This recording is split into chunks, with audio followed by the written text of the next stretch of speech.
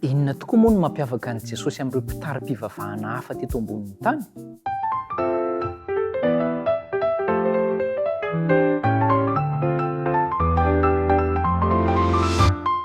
Faly tafaraka isika miarabanao am-pifaliana mihitsy ary isaorana Andriamanitra. Ao anatin'ilay lohavi-dehibe hatrany isika ilay hoe hafa indrindra Jesosy, ary asaiko ianao tena tsapa sy ahita an'izany araka ny soratra masina. Inona no mampiavaka an'i Jesosy amin'ireo mpitari-pivavahana hafa? Dia mety hiteny isika hoe Jesosy kosa nahavita nanao fahagagahana sy ny zavatra maro samihafa araka ny efa hitantsika tany aloha. Mety tsy izay ihany angamba, fa andao jerentsika miavaka mihitsy. Ny voalohany aloha dia izao, tsy afaka sarahantsika mihitsy Jesosy sy ny fivavahana kristiana satria izy no fototry ny fivavahana kristiana. Izao ange ny voasoratra Jaona 4:20. Vakitsika amin'ny anaran'i Jesosy izay teny izay, Jaona 4:20, hoy izy hoe: izaho hoy izy no lalana sy fahamarinana ary fiainana, ary tsy misy mankany amin'iray afa-tsy amin'ny lalako. Jesosy no niteny an'izany. Izy mihitsy ilay lalana araka ny efa hitantsika, fa tsy hoe izy no nanamboatra hoe ity ny lalana, fa izy mihitsy ilay lalana. Dia tsy hoe fombafomba fotsiny izany, fa tena mankeo amin'ny Kristy mihitsy isika dia mahita ny lalana, dia i Kristy ilay lalana. Tsy afaka misaraka Jesosy sy ny fivavahana kristiana arak'izay. Izy no ivon'ny finoana kristiana. Izay ny voaloha. Ny faharoa indray dia izao, Jesosy irery no voalaza fa sady olona zato isan-jato no Andriamanitra zato isan-jato. Ireo mpitari-pivavahana hafa tsy isy voalaza hoe Andriamanitra zato isan-jato koa ireo, fa olombelona izy ireo no nitarika tia hahita fanavaozana, tia hahita fahazavana.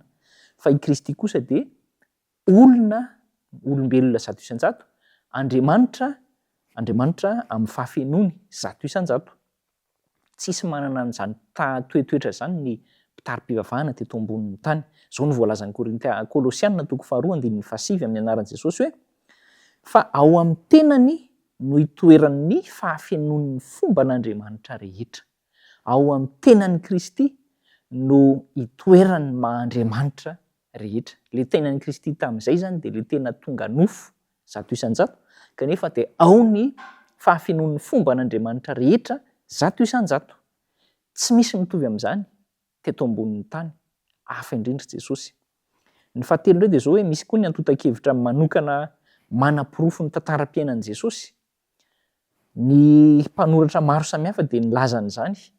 Na ny tsy kristiana aza dia nanoratra an'izany, mbola hitantsika moa izany. Fa ohatra vitsivitsy fotsiny izany no nosoratan'ny mpahay tantara tsy kristiana ohatran'ny hoe Tacite, teo ihany koa Pline le Jeune, mbola hitantsika ireo, na i Joseph ihany koa. Ary misy toerana be dia be nanaovana fikarohana ny fahagola izany sy porofo samihafa manohana fa tena nisy tokoa Jesosy ary nisy ny tantaram-piainana izany. Ary nisy ihany koa ny fietsehan'ny kristiana voalohany niaraka tamin'i Jesosy. Tena nisy daholo ireo. Fa misy zavatra manan-danja indrindra koa ity, ny fahatanterahan'ny faminaniana tany amin'ny testamenta taloha dia aty amin'ny testamenta vaovao zany hita ilay izy tao amin'i Jesosy Kristy. Ary manamafy mihitsy fa izy no Mesia. Ny faminaniana tany amin'ny Isaia 7:20 zao dia manamafy manondro anazy. Ny arim-pahoriana dia tanteraka izany taty amin'ny testamenta vaovao.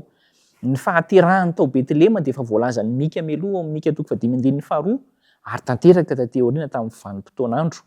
Dia eo ihany koa ny andavanazy sy ny fahafatesany sy ny filokana tsirairay avy natao sy ny famadihan'ny Jodasy azy. Voasoratra daholo izany.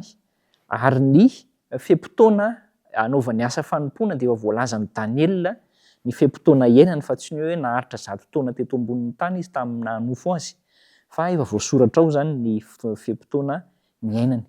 Fahatanterahan'ny faminaniana daholo zany ary tsy azo lavina izany profetra izany fa tena nisy Jesosy ary izy miavaka amin'ny rehetrarehetra. Efa hitantsika fa talohan'ny rehetrarehetra izy. Fa izao ihany koa manova fo koa Jesosy. Maneran-tany dia tena misy fahagagana miseho rehefa Jesosy no toriana.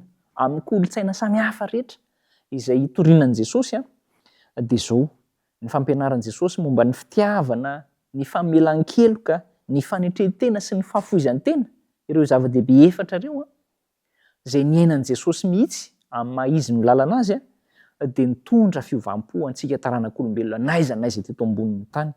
Ary mitaona ny olona rehetra na aiza na aveza izay fahafantarana an' Jesosy izay. Hoy izy ao amin'ny Jaona 4:20-20 hoe amin'ny anaran' Jesosy, ary izaho raha sandratra hiala amin'ny tany dia hitaona ny olona rehetra anatona.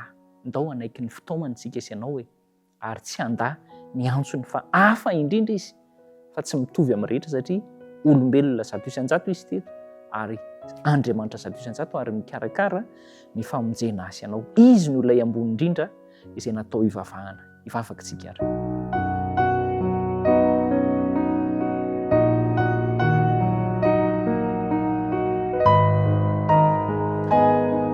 Mamondrafo aminay Tompo, raha mbola mety ho azo ny firaikiraikena amin'ny fisalasalana tsy hino anao izahay, fa ampio izahay mba hametraka fa Kristy ihany no ilay ambony indrindra, ilay Andriamanitra tonga nofo, ilay mitady izay hamonjena anay mandeha amin'ny fitiavana sy ny fanetretena sy ny fanoloran-tena tanteraka, dia ampio izahay handeha araka ny sitrapony.